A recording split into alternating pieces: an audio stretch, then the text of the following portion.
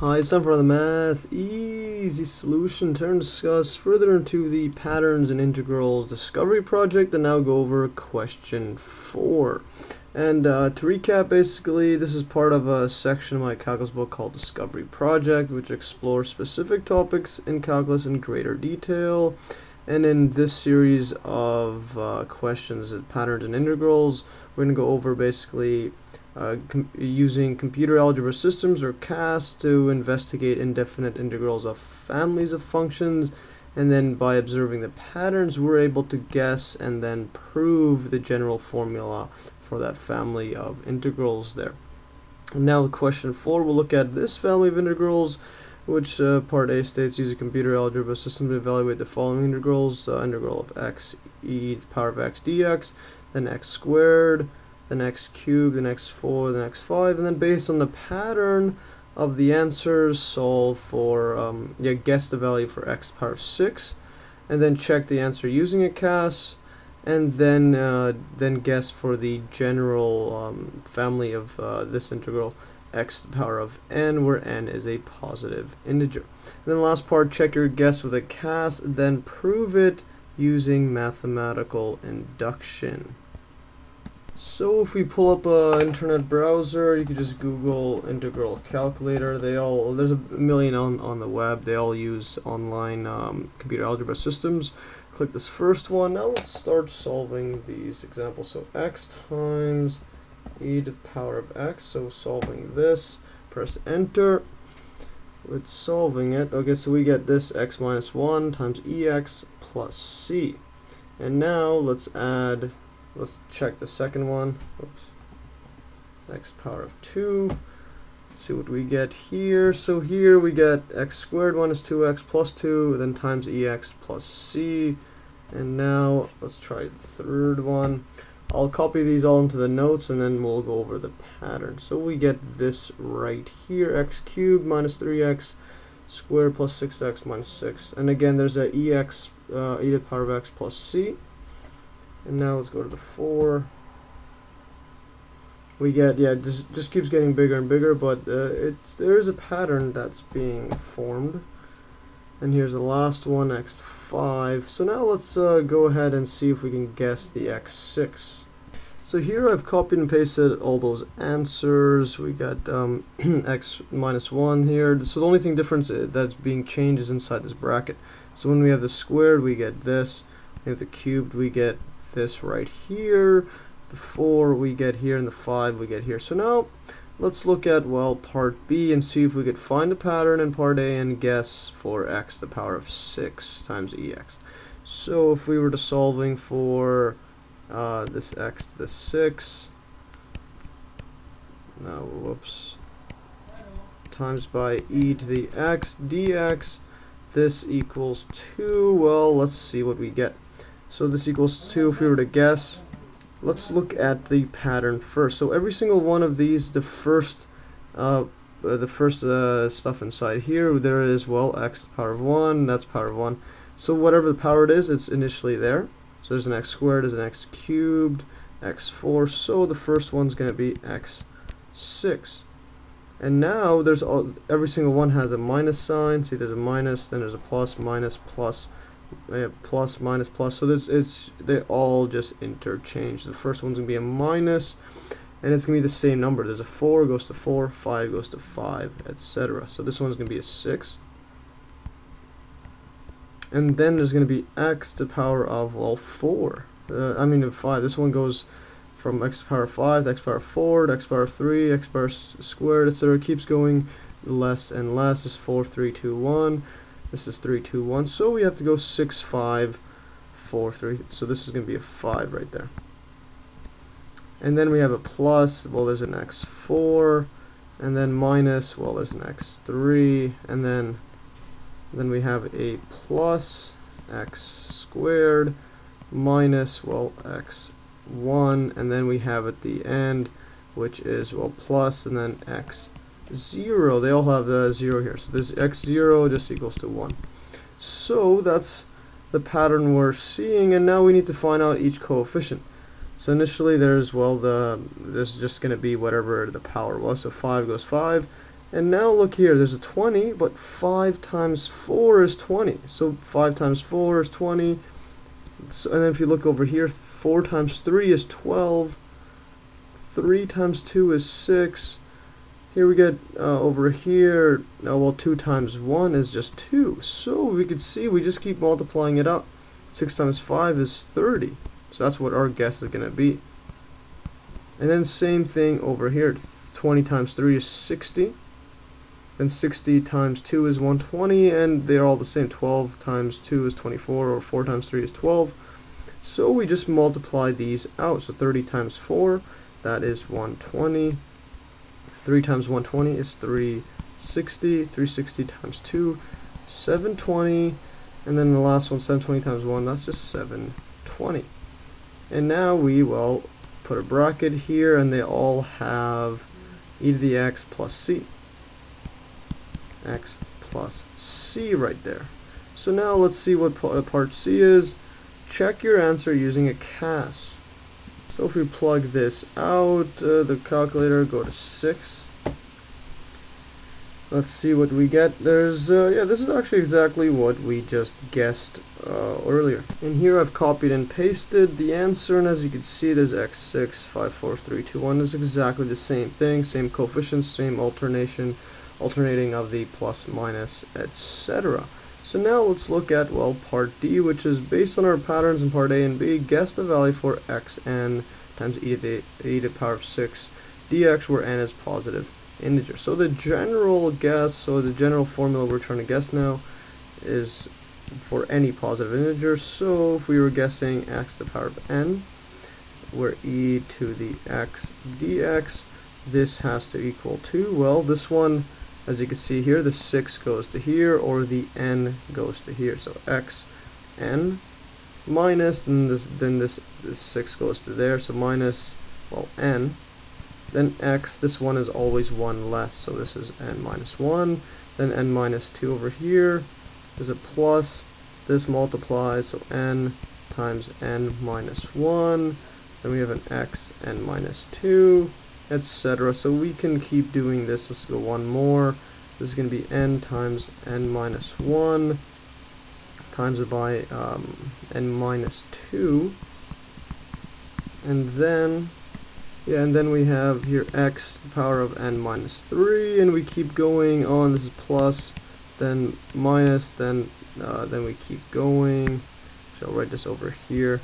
So we get plus, dot dot dot, minus, and it keeps alternating, and then we at the end, yeah, and then at the end we have to, well, figure out this sign, because it could be positive or negative. And let's look at here. If it's a 6, it becomes, well, positive right there. If it's an even, so even goes to positive. And then if we look at over here, yeah, right over here, there is a, actually this is a 5 right here, there's a negative here. So this is odd, odd is negative, and then 3, there's a negative, 4 is a positive, etc. So to account for that, what we could do is put a negative 1 to the power of n.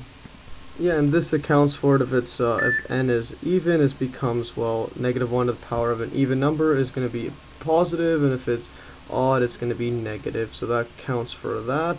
And then over here we get, well, n times n minus 1, so this becomes n times n minus 1 times n minus 2.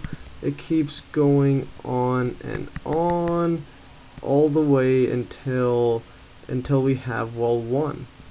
Until it's 1, or where it's, well, n minus 1. So the last, very last part, this equals to 1. Just solve these out. Just as if you were to look at, yeah, look at over here, this one you're multiplying by 2, so this is 360 times 2, and then here 720 times it by, actually there's a 1 right here, by 1 right here. So eventually then this one here is times by 1, that's why it's exact same. So we get from n all the way to here, and then we have, yeah, then we get over here, the last part is going to be, well, x0, where that is just, well, n minus, this is just n minus n, just like over here. So this goes all the way, multiplies it here, there's an x0 there. So that's what we get. and then I'll move this around. Then we have to multiply this out. So I'll put this here, n minus n equals 0. Then we multiply it by e to the power of x times it by, plus now is constant c. So that is the expansion, and now what we could do is write this as a summation. And another way to look at it is if we were looking at from this right side, so this is x power of 0, then it keeps getting bigger and bigger all the way until xn. This way is going down. If you go left to right, if we go right to left, it's getting increasing. So when we sum it, we can go from, let's say, k equals to 0, and then we have, I'll put this this right here, x to the power of k. Now we have to account for, well, first thing we need to do, account for this change in signs. So -1 to the power of, well, it's always changes, so one way we could do is n minus k. So in this initial part, this is where k equals to 0, so that's going to be n minus 0, 0. Then the next one, we just minus by 1, so then this next one inside is going to be k equals to 1. So n minus 1 will change this sign, so that's why then we'll be change it negative positive or positive negative, and then all the way until we get to, well, here would be -1 to the power of n minus n, where that is n now, and that just equals to 1, because that's this -1 to the power of 0. So that's what we get all the way up to there. And now this part right here is a factorial. This is n prime. So I will write that out. So this is going to be n prime, but this isn't always the whole n prime. This is the full thing, but as you can see, when we move left one, we always lose a term. So in this case, we lose this. When we go from here to here, we lose a term. You don't have the n minus 2 anymore, and here we just have n right there, and here this is that could be considered as, yeah, this is just 1. So to account for that, what we could do is just, well, divide it by ki. So initially this one, and again, 0, not ki, k explanation point, 0 factorial is just equal to 1. So that's all you got to take into account. So it's equals to 1, so it doesn't change this n part. Then over here we get n factorial divided by n factorial, which equals to 1. So let's write that down. Over n factorial equals 1. So yeah, it's getting a bit messy there. And then I'll move this actually closer. So this is actually the final part. And then we multiply it by e to the x, and then plus a constant c. So that is our answer right there. Let's move this here. And now let's see what the next step is. Well, check your guess with a cast and prove it using mathematical induction. So if we pull up the calculator once more, and let's put this in here, solve it, see what happens. Yeah, so now we get this pretty crazy function. This is called a gamma function, n plus 1 minus x, and then xn divided by negative x to the power of n. Okay, so here I've copied and pasted that answer. So we have this gamma function with two arguments, n plus 1 and negative x as the answer. And I'm not going to go over why this is it or how we can make it equal to this. That's too complicated for this video. I'll maybe go in a later video on the gamma function. But basically just want to use that as reference. Note that this symbol gamma is called the gamma function, is basically an extension of the factorial function, exclamation point, but its argument is shifted down by 1 and minus 1 prime. That's what it is defined as. And I'll go over the gamma function later, so for now the answer from the cast will just be used as reference. And also I'll go over why you could have two arguments there, n plus 1 and negative x, so I'll do that later. But now I'm going to prove that that formula we guessed using, well, mathematical induction. And recall from my earlier video on it, the principle of mathematical induction is basically let S of n be a statement about the positive integer n. Suppose that S1 is true and Sk plus 1 is true. Whenever Sk is true, then Sn is true for all positive integers n. So to basically break this down, let's look at this first statement here. So let's actually, when we look at the function, let's just look at inside the bracket only, because that's the only thing changing. So let's look at Sn is equal to, or well, we want to prove that Sn is equal to summation of k equals to 0 of n.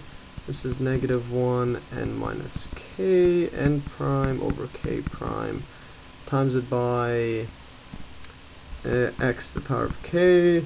Yeah, so we have to, well, basically prove this. So right here, want to prove this. So let's see if the first statement is true. S1. So S1, yeah, let's consider S1 as equaling to, well, and again, actually at this part here, Sn is equal to the integral of x and e to the x, I'll move this around, dx. So let's call this x1 e to the x dx, and let's say, yeah, let's see if it follows this statement.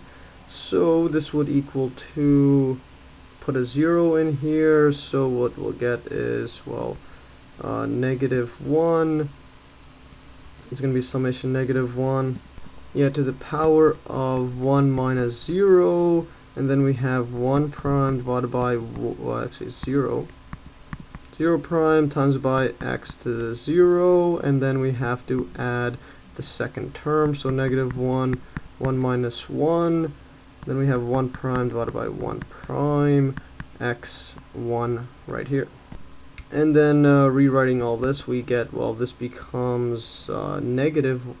So far here we get a -1, this is all just 1 right here.